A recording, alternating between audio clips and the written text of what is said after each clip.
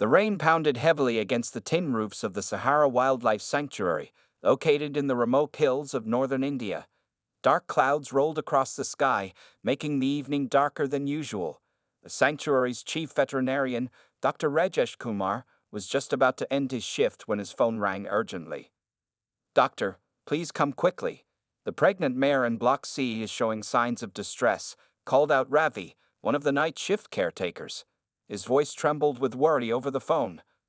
Luna, a beautiful white mare with a speckled gray mane, had been rescued 3 months ago from an illegal horse racing circuit. When she arrived at the sanctuary, the staff discovered she was pregnant. They had been taking extra care of her since then, knowing her delivery date was approaching. The sanctuary was unique in many ways. Unlike traditional wildlife centers, it housed both domestic animals and wild cats in different sections. The tiger enclosure, home to two young female tigers named Maya and Sita, was located just 100 meters from the horse stables. These tigers had their own story. They were rescued as cubs from a circus 2 years ago and had grown into beautiful young adults under the sanctuary's care. Dr. Kumar grabbed his medical kit and rushed through the heavy rain. The wind was getting stronger, and tree branches swayed dangerously above his head. He could hear the distant roars of Maya and Sita, probably disturbed by the worsening weather conditions. When he reached Block C, Luna was lying on her side, her breathing heavy and irregular. Her eyes were wide with fear, and she was sweating profusely. Something wasn't right about this delivery. "The foal is not in the correct position," Dr. Kumar announced after examining Luna. "We need to call for backup from the city hospital. This is going to be a complicated birth."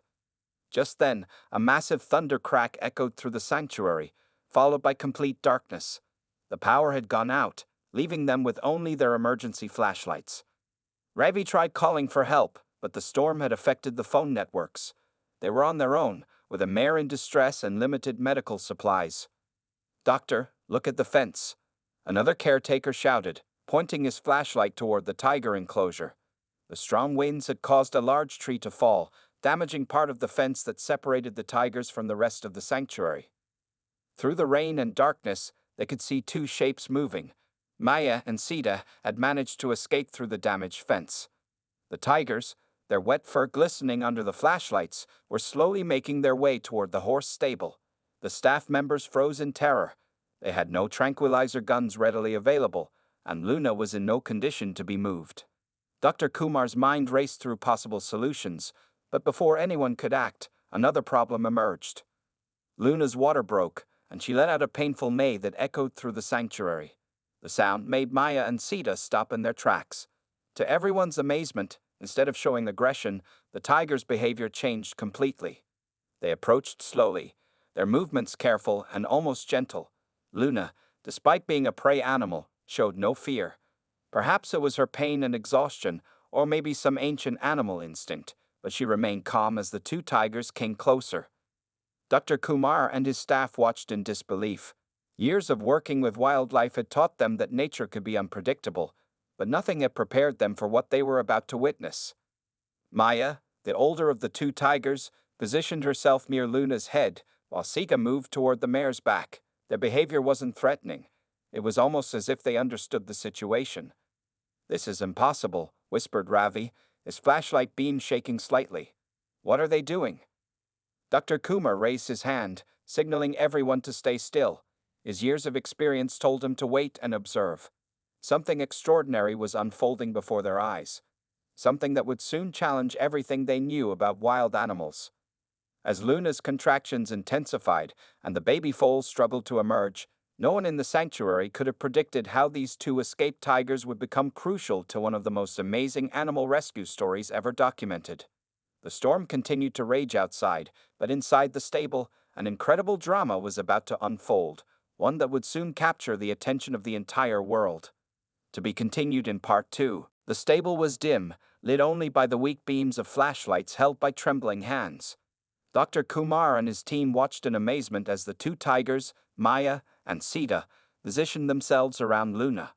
The mare's breathing was becoming more labored with each passing minute. "The foal is stuck," Dr. Kumar whispered, more to himself than anyone else. Without proper medical equipment and in these dark conditions, he felt helpless. The city veterinarian was unreachable due to the storm, and Luna's condition was getting worse. Maya, the larger tiger, began making soft chuffing sounds, a noise tigers typically use to comfort their cubs. To everyone's surprise, these sounds seemed to calm Luna. The mare's panic-filled eyes began to show signs of relief, even as her body struggled with the difficult birth. Sita, meanwhile, had been watching Luna's movements intently. As another strong contraction hit, she did something that made the sanctuary staff gasp. She gently placed her large paw on Luna's swollen belly, almost as if she was feeling for the baby's position. "This is unbelievable," Ravi muttered, his flashlight beam shaking. "It's like they know what to do." Dr. Kumar had read about animals helping other species during birth, but those were usually domestic animals like dogs or cats. Never in his 20 years of veterinary practice had he heard of tigers assisting in a horse's delivery. The storm outside grew stronger, and water began seeping under the stable door. Luna let out another painful neigh, and this time they could see the foal's legs appearing. But something was wrong. The position wasn't correct, and Luna was losing strength fast. That's when Maya and Sita sprang into action. With an instinct that seemed to defy nature, Maya moved to Luna's head, keeping her calm with continued soft chuffing sounds. Sita positioned herself near the emerging foal. What happened next would later be described in scientific journals as one of the most extraordinary cases of interspecies cooperation ever documented. Using her powerful but incredibly gentle jaws, Sita carefully gripped the foal's exposed legs. She waited for Luna's next contraction, and when it came, she pulled with exactly the right amount of force. Dr. Kumar wanted to intervene, but his experience told him to wait. The tigers seemed to know exactly what they were doing, moving with a precision that even trained veterinarians would admire. "They're mimicking how they would help their own cubs," Dr. Kumar explained to his stunned staff. "In the wild, tiger mothers sometimes help each other during difficult births. They're applying that same instinct here." The next few minutes were intense. Luna pushed while Sita pulled, their timing perfectly synchronized. Maya continued her comforting sounds, occasionally licking Luna's face, a behavior that seemed to give the exhausted mare strength. Finally, with one last mighty effort from Luna and a careful pull from Sita, the foal slid free. The baby horse lay still on the stable floor, not moving or making a sound. The sanctuary staff held their breath, fearing the worst. But the tigers weren't done with their miracle. Both Maya and Sita began to lick the foal vigorously, cleaning it just as they would clean their own cubs. Their rough tongues stimulated the baby's circulation and cleared its airways, something Dr. Kumar would have done with towels if he had been handling the birth. Suddenly, the foal gasped and let out a weak whinny. The sound echoed through the stable, bringing tears to several staff members' eyes. The baby horse, against all odds, was alive and breathing. Luna, exhausted but alive, tried to reach her baby. The tigers gently nudged the foal closer to its mother, making sure it was positioned correctly for its first feeding. The scene was surreal, two apex predators tenderly caring for a horse and its newborn. As if sensing their work was done, Maya and Sita backed away slightly, but remained watchful. They settled down on either side of Luna and the foal, creating a protective circle around the new mother and baby. The storm outside began to ease, and the first rays of dawn peeked through the stable windows. The sanctuary staff stood in silent awe, knowing they had just witnessed something that would change their understanding of animal behavior forever. Dr. Kumar pulled out his phone, which had finally regained signal, and began documenting everything. He knew that what happened in this stable during this stormy night would need to be shared with the world. To be continued in Part 3. As morning light filled the stable, news of the extraordinary night began to spread throughout the sanctuary. The storm had passed, leaving behind puddles of water and fallen branches, but also something much more remarkable, a healthy foal delivered by two tigers. The sanctuary's director, Mrs. Preya Sharma, arrived early after receiving Dr. Kumar's urgent messages. She stood at the stable entrance, her mouth open in amazement at the scene before her. Luna was resting peacefully with her newborn foal, while Maya and Sita remained nearby, watching over them like protected guardians. "How is this possible?" Mrs. Sharma whispered to Dr. Kumar. "Tigers and horses are natural enemies. This goes against everything we know about wild animal behavior. The foal, A beautiful female with a white coat like her mother and unusual golden brown spots was already trying to stand on her wobbly legs. Each time she stumbled, one of the tigers would move forward, using their body as support for the baby horse to lean against. "We need to get them back to their enclosure," one of the staff members suggested nervously. "It's not safe to leave them here." But Dr. Kumar raised his hand. "Look at their body language," he said. "They're not showing any signs of aggression. In fact, they're displaying nurturing behavior I've only seen in mother tigers with their cubs." As if to prove his point, when the foal finally managed to stand and take her first steps, Maya and Sita made soft purring sounds, something tigers typically do to encourage their young. The baby horse wasn't afraid of them at all, instead seeming drawn to their presence. Word of the miraculous event spread quickly. By mid-morning, local news crews had gathered outside the sanctuary gates. Wildlife experts from nearby universities were calling, demanding to verify the story. Nobody could believe that tigers had helped deliver a foal and were now acting as its protectors. Dr. Kumar spent hours documenting everything, taking photographs, recording videos, and making detailed notes about the tiger's behavior. He knew this was a once-in-a-lifetime event that needed to be properly studied. "The bond formed during birth seems to have created something extraordinary," he explained to Mrs. Sharma. "The tigers appear to have adopted the foal as one of their own. It's as if their maternal instincts overcame their predatory nature." The sanctuary staff began calling the foal Asha, which means hope in Hindi. The name seemed perfect for a baby horse who had brought together two different species in such an unprecedented way. As the day progressed, more unusual behaviors emerged. When other horses in the stable showed signs of nervousness around the tigers, Luna remained completely calm. She allowed Maya and Sita to approach Asha, seemingly trusting them completely with her newborn. Even more surprisingly, when Asha needed to nurse, the tigers would stand guard, keeping their distance but maintaining a protective watch. They appeared to understand their role perfectly, not as predators, but as guardians. By afternoon, wildlife behaviorists had arrived from Delhi University. They set up cameras to document this unique relationship, amazed by what they were seeing. No one had ever recorded such complex cooperative behavior between natural predators and prey. "This challenges everything we thought we knew about animal relationships," said Dr. Meena Patel, the lead behaviorist. "These tigers aren't just tolerating the foal, they're actively nurturing it. This could revolutionize our understanding of animal cognition and emotional capacity." The sanctuary staff faced a difficult decision. The tigers needed to return to their enclosure, which had been repaired after the storm damage. But separating them from Asha seemed almost cruel, given the strong bond that had formed. Mrs. Sharma finally came up with a solution. "We'll convert the adjacent field into a supervised interaction area," she announced. "Once we're sure it's safe, we can allow controlled visits between them. This could be an unprecedented opportunity to study interspecies relationships." As the day drew to a close, the tigers still showed no sign of wanting to leave their adopted charge. They had created a small miracle in that stable, not just by helping with a difficult birth, but by showing the world that nature still had many surprises to reveal. Luna and Asha were monitored constantly by veterinary staff, but it was Maya and Sita who seemed most attentive to their needs. Every small movement or sound from the foal brought an immediate response from her unusual guardians. To be continued in Part 4. Takes notice. A week had passed since the miraculous birth at Sahara Wildlife Sanctuary. The story of tigers helping deliver a foal had spread far beyond India's borders, capturing international attention. News crews from major networks around the world had set up camp outside the sanctuary, all hoping to catch a glimpse of the unusual family. Inside the sanctuary, Dr. Kumar and his team had established a careful routine. Maya and Sita had finally been convinced to return to their enclosure, but they were given supervised time with Asha each day in the newly created interaction area. The bond between them showed no signs of weakening. "It's remarkable," said Dr. Kumar, watching as Asha galloped playfully around the tigers. "Most foals take weeks to develop this level of strength and confidence. It's as if having two extra mothers has accelerated her development." The interaction area had been specially designed with multiple cameras and observation points.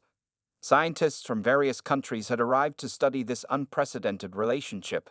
They were particularly fascinated by how the tigers would correct Asha's behavior, much like they would with tiger cubs. When Asha became too excited and ran too fast, Maya would make a soft growling sound that immediately made the foal slow down. If Asha strayed too far from Luna, Sita would gently guide her back using her body as a barrier. These behaviors showed a level of understanding that amazed even the most experienced animal behaviorists. Luna, for her part, had become incredibly comfortable with the arrangement. She would graze peacefully while her foal played with the tigers, showing complete trust in her unusual babysitters. Other horses in the sanctuary still kept their distance from the tigers, making Luna and Aisha's comfort around them even more extraordinary. One morning, something unexpected happened that further demonstrated the depth of the tiger's commitment. A young male deer had somehow wandered into the interaction area during the supervised time. Everyone held their breath, expecting the tiger's predatory instincts to take over. Instead, Maya and Sita positioned themselves between the deer and Aisha, not to hunt the deer, but to protect the foal from the unexpected visitor. They maintained this protective stance until sanctuary staff could safely remove the deer, never once showing hunting behavior. "They've completely overridden their natural instincts," observed Dr. Sarah Thompson, a visiting ethologist from Oxford University. "This goes beyond simple behavioral adaptation. They've formed a genuine emotional bond with Asha." The sanctuary began receiving donations from around the world, allowing them to expand their facilities and research programs. Mrs. Sharma used the funds to create a dedicated study center focused on interspecies relationships, with the tigers and Aisha as their first case study. Local schools started bringing students to learn about this unique story. Children were amazed to see a baby horse playing with tigers, learning an important lesson about looking beyond surface differences. "See how they protect her?" Dr. Kumar would explain to the wide-eyed students. "Nature can surprise us. Sometimes, love and care are stronger than natural instincts." As Asha grew stronger each day, she developed some unusual behaviors of her own. She began mimicking the tiger's movements, crouching low when she walked and even attempting to make tiger-like sounds. These behaviors fascinated the researchers, who documented every detail of her development. "She's creating her own unique way of being," explained Dr. Patel. "She has the instincts of a horse, but is learning behaviors from tigers. It's a completely new phenomenon in animal behavior studies." The sanctuary staff had to be careful not to let Asha spend too much time with other horses her age. She played too roughly with them, not understanding that other foals hadn't been raised with tigers as playmates. This led to the creation of a specialized exercise program to help her understand her own strength and how to interact with her own species. By the end of the week, the story had caught the attention of major wildlife organizations. They saw the potential for this unusual relationship to change how we think about animal rehabilitation and conservation. If natural enemies can form such strong bonds under the right circumstances, Mrs. Sharma told a group of reporters, imagine what this could mean for wildlife conservation. "We're learning that traditional boundaries in nature aren't as fixed as we thought." As the sun set on another remarkable day at the sanctuary, Aisha could be seen resting between her two tiger guardians, with Luna grazing peacefully nearby. It was a scene that would have seemed impossible just days ago, but now represented hope for a new understanding of the animal kingdom. To be continued in Part 5. 1 month had passed since the incredible birth, and the Sahara Wildlife Sanctuary had transformed into a world-renowned research center. Asha, now stronger and more adventurous, had become the centerpiece of groundbreaking studies in animal behavior and intelligence. Dr. Kumar noticed something fascinating during his daily observations. Asha had developed a unique way of communicating that combined horse and tiger behaviors. When she wanted to play, she would make a sound that was part whinny, part chuff, a sound never before heard from a horse. "She's creating her own language," Dr. Kumar explained to a team of visiting researchers.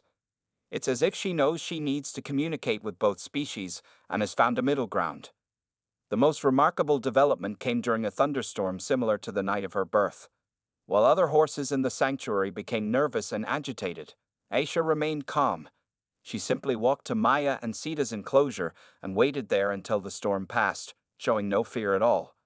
One morning, the sanctuary staff witnessed something extraordinary. When a new rescued horse arrived, clearly frightened and refusing to enter the stables, Aisha approached the fence near her tiger guardians. The new horse watched in amazement as Aisha demonstrated complete comfort around the predators. Gradually, the nervous newcomer began to relax. She's becoming a bridge between species, Mrs. Sharma observed. She's teaching other animals that fear isn't always necessary. The tigers, too, had changed. Maya and Sita's behavior had become a subject of intense study. They were now more gentle with all the sanctuary's inhabitants, not just Asha. When new tigers arrived at the sanctuary, Maya and Sita would demonstrate this calmer behavior, effectively teaching them a new way to coexist with other animals. Dr. Sarah Thompson, who had extended her stay at the sanctuary, made an interesting discovery. The tigers have developed a specific set of sounds they only use with Aisha, she explained. It's different from how they communicate with each other or other animals. They've created a special language just for her. The sanctuary started a new program called Breaking Boundaries, where they carefully introduced other young animals to Maya and Sita. While none formed the same deep bond as Aisha, the tigers showed remarkable patience and gentleness with all of them. Luna, Aisha's mother, had also become an important part of the study. She would now graze peacefully near other predatory animals in the sanctuary, showing no fear. Other horses began following her example, gradually becoming less fearful of the sanctuary's predators. What we're seeing here is the evolution of trust, Dr. Patel explained during a documentary filming. These animals are teaching us that learned behaviors can overcome instinctive fears. Asha's physical development was equally fascinating. She had grown into a strong young horse, but her movements were uniquely graceful. She had somehow combined the fluid motion of a tiger with the natural grace of a horse, creating her own distinctive way of moving. The sanctuary staff noticed that she would often sit in an unusual position, similar to how tigers rest, with her legs folded under her body. Yet she could still run and play like any other horse her age. She had found a way to embrace both sides of her unique upbringing. One day, a group of wildlife photographers captured an amazing scene. During Aisha's daily interaction time with the tigers, she noticed a young bird that had fallen from its nest. Instead of ignoring it, she gently nudged it with her nose, then stood guard while Maya and Sita watched, until sanctuary staff could help the bird. She's learned compassion from both her mother and her tiger guardians, Dr. Kumar noted. She understands the importance of protecting those who are vulnerable. As evening approached, the sanctuary would often find Asha standing at the fence near the tiger enclosure, exchanging soft vocalizations with Maya and Sita. It was their daily ritual, a reminder of the extraordinary bond they shared. Mrs. Sharma had begun writing a book about their experience, titled Lessons from Asha, When Love Breaks Natural Laws. In it, she detailed how one miraculous night had led to a complete reassessment of what they thought they knew about animal behavior. Asha's story isn't just about a horse raised with tigers, she wrote. It's about the possibility of change, about looking past our preconceptions and seeing the potential for connection where we least expect it. To be continued in Part 6. 6 months had passed since Asha's miraculous birth, and the Sahara Wildlife Sanctuary faced its first major challenge with their unique family. As Asha grew into a young horse, her size was becoming equal to that of Maya and Sita, and her playful nature had grown stronger. One sunny morning, during their regular interaction time, Asha accidentally knocked Sita over while playing. Though the tiger wasn't hurt, the incident raised concerns among the sanctuary staff. Dr. Kumar called an emergency meeting to discuss the situation. We need to consider Aisha's safety and the tiger's well-being, he explained to the gathered team. She doesn't know her own strength anymore, and she still thinks she's one of them. The sanctuary staff had noticed other concerning behaviors. Asha had started attempting to hunt like a tiger, stalking smaller animals in her enclosure. While this hadn't led to any aggressive incidents, it wasn't natural behavior for a horse. Some staff members worried about how this might affect her ability to integrate with other horses in the future. Dr. Thompson, who had become a permanent researcher at the sanctuary, suggested a new approach. We need to help Asha understand who she is while preserving her special bond with the tigers. It's like raising a child between two cultures. Both parts of her identity are important. They developed a new routine. Asha would spend mornings with other horses her age, learning natural horse behaviors like grazing and herd dynamics. In the afternoons, she would have supervised time with Maya and Sita, but with new rules and boundaries in place. The change wasn't easy. Asha would often stand at the fence separating her from the tigers, making distressed sounds that combined horse whinnies with tiger-like calls. Maya and Sita would respond with worried chuffs, clearly concerned about their adopted family member. "Look at how they comfort each other," Mrs. Sharma observed. "Even when they're separated, they find ways to stay connected." The sanctuary brought in horse behavior specialists to work with Asha. They were amazed by her unique personality. While she learned to interact appropriately with other horses, she maintained her special way of moving and communicating that showed the influence of her tiger upbringing. One day, a breakthrough happened. During a group exercise with other young horses, Aisha used her unique understanding of both species to help a frightened new horse adjust to the sanctuary. She demonstrated a gentle approach that combined the patience she had learned from the tigers with natural horse social behaviors. "She's becoming an ambassador," Dr. Kumar noted proudly. "She's teaching other animals how to bridge differences, just as she has learned to do." The sanctuary started receiving requests from animal behaviorists worldwide who wanted to study this unusual case. They were particularly interested in how Aisha had developed her own unique set of behaviors that weren't typically seen in either horses or tigers. The media continued to follow Aisha's story, but now they were reporting on something more profound than just the novelty of a horse raised by tigers. They were documenting how the sanctuary was handling the complex challenge of nurturing this special relationship while ensuring Aisha's healthy development. "We're learning as much from our mistakes as our successes," Mrs. Sharma told a documentary crew. "Every day brings new challenges, but also new discoveries about what animals are capable of." Maya and Sita also had to adjust to the new arrangement. The tigers began showing more restraint during their playtime with Asha, as if they understood she needed to learn different ways of behaving. They would gently correct her when she played too roughly, just as they had done when she was small. The sanctuary staff created special enrichment activities that allowed Asha to express both sides of her nature safely. They built obstacle courses that combined elements of both horse and tiger play, helping her channel her energy in appropriate ways. As weeks passed, the new routine began to show positive results. Asha learned to adjust her behavior depending on whether she was with horses or tigers. She maintained her special bond with Maya and Sita while developing healthy relationships with her own species. "She's teaching us about adaptation," Dr. Thompson observed. "Nature finds a way to balance things, if we're patient enough to let it happen." The sun set on another day at the sanctuary, and Asha could be seen grazing peacefully with other horses, occasionally looking over at her tiger family in their enclosure. She had found her own way to be both the horse she was born as and the unique creature she had become. To be continued in Part 7. 5 years had passed since that stormy night when two tigers helped deliver a foal, and the Sahara Wildlife Sanctuary had become a different place entirely. What started as a miracle had grown into a movement, changing how the world viewed relationships between different species. On a bright spring morning, Dr. Kumar stood watching Asha in the main field. She had grown into a magnificent horse, strong and graceful, with her distinctive spotted coat now rich and gleaming. Maya and Sita, though older now, still maintained their special bond with her through daily supervised interactions. The sanctuary had expanded significantly, now housing a state-of-the-art research center named the Asha Institute for Interspecies Studies. Scientists from every continent came to study not just Asha and her tiger family, but the dozens of successful cross-species rehabilitation cases that have followed their example. "Remember when we thought this was just a one-time miracle?" Dr. Kumar asked Mrs. Sharma, who stood beside him watching Asha. "Now look at what it's become." The sanctuary had successfully rehabilitated over 100 animals using the Asha method, including traditionally conflicting species like lions and zebras, wolves and deer. While none had developed quite the same deep bond as Asha and her tiger guardians, each case had shown that animals could overcome their natural fears under the right circumstances.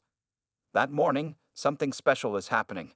The sanctuary was releasing Maya and Sita's latest rehabilitation project, two young leopards they had helped train to be calm around other animals. The tigers had become master teachers, passing on their unique understanding of peaceful coexistence. As the leopards left for their new home at another sanctuary, Aisha stood watching from her field. She made her special call, the unique sound that combined horse and tiger vocalizations, as if saying goodbye to animals she had helped teach. "She knows she's part of something bigger now," Dr. Thompson observed, taking notes for her latest research paper. She's not just a horse raised by tigers anymore. She's become a symbol of what's possible. The sanctuary now ran educational programs for children, teaching them about breaking down barriers and looking past differences. Young students would sit amazed as they watched Asha demonstrate her unique abilities, moving with the grace of both a horse and a tiger, communicating in ways that bridged the gap between prey and predator. Luna, Asha's mother, had grown old but remained a gentle presence in the sanctuary. She still grazed peacefully near the tiger enclosure, showing no fear. Other horses had learned to follow her example, creating a uniquely peaceful environment that visitors found astonishing. One special project had particularly touched everyone's hearts. The sanctuary now ran a program helping traumatized animals recover by exposing them to Asha's calm presence. Her ability to understand and communicate with both prey and predator species made her an ideal therapy animal. She teaches them that it's okay to trust again, Mrs. Sharma explained to a group of visitors. She shows them that fear doesn't have to control their lives. As the sun began to set on another remarkable day, the sanctuary staff gathered to watch their daily ritual. Maya and Sita, now wise old tigers, sat near their enclosure fence while Asha grazed nearby. They still exchanged their special vocalizations, a language they had created together that represented hope and possibility. Dr. Kumar pulled out the old journal where he had first documented that stormy night 5 years ago. "We thought we were just saving a foal," he said. "But we ended up discovering something much more important, that love can overcome any natural boundary." The sanctuary continued to receive requests from around the world, asking for advice on animal rehabilitation and cross-species programs. Mrs. Sharma had written several books about their experiences, and their methods were being taught in veterinary schools globally. As darkness fell, Asha made her way back to her stable, stopping to exchange one last gentle call with Maya and Sita. The tigers responded with their familiar chuffing sound, the same comfort they had offered on the night of her birth. "Their story will inspire generations," Mrs. Sharma said softly. "They've shown us that nature has no fixed rules when it comes to love and family." And so, what began as an impossible event on a stormy night had transformed into a legacy of hope and change. Asha, the horse raised by tigers, had helped create a new understanding of what animals could achieve when given the chance to overcome their natural boundaries. The story continues to inspire people around the world, reminding them that sometimes the most beautiful things happen when we let go of our expectations and let love lead the way. The end. 1 year after Asha's extraordinary birth, the Sahara Wildlife Sanctuary had become a beacon of hope for animal conservation worldwide. The story of a horse raised by tigers had evolved into something much more significant, a living example of how nature could adapt and change in surprising ways. On the morning of Asha's first birthday, something unexpected happened. A film crew was documenting the daily routine when a young injured leopard was brought to the sanctuary. The frightened animal refused to let anyone approach it, hissing and backing away from all attempts to help. Asha, who was in her enclosure nearby, began making the unique vocalizations she had developed, a mixture of gentle horse and tiger sounds. To everyone's amazement, the leopard calmed down, allowing the veterinary team to approach and treat its wounds. "She's become a translator of sorts," Dr. Kumar explained to the astonished film crew. "She understands both prey and predator psychology. She can communicate in ways we never thought possible." The sanctuary began receiving requests from wildlife rehabilitation centers around the world, asking for advice on cross-species rehabilitation. Mrs. Sharma and her team developed a program they called the Asha Method, which focused on breaking down natural barriers between species under careful supervision. Maya and Sita had also become important teachers at the sanctuary. When new big cats arrived, the two tigers would demonstrate their gentle behavior, showing how predators could coexist peacefully with other animals. Their methods were so successful that other sanctuaries started adopting similar approaches. Dr. Thompson made another fascinating discovery during her ongoing research. The tigers have taught other big cats in the sanctuary to use different vocalizations when they want to appear non-threatening, she explained. They're actually teaching others how to communicate peacefully. The scientific community, initially skeptical of the sanctuary's methods, began to take serious notice. Research papers about Asha and her tiger family were published in prestigious journals, and universities started including their case study in animal behavior courses.